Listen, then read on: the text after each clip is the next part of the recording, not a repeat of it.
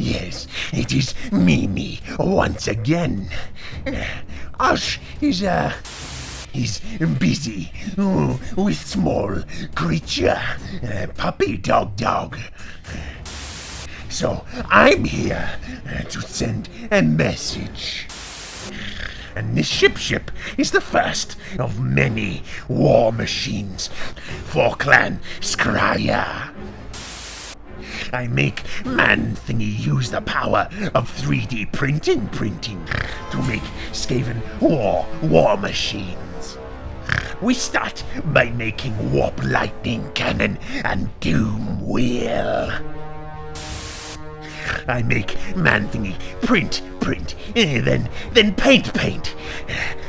Yes, they look so good. What do you think of these models, eh? Well, if you want to print them yourselves, they're available on Thingiverse. In the description below. I think Clan Skryre will be very happy with these. I cannot wait to see more. In fact, if you can't wait either, feel free to subscribe. If you know anyone that might like this video too, share it with them. Perhaps they can print their own. We can make the Skaven Skryre expand. Anyway, I hope you enjoyed this video. See you later.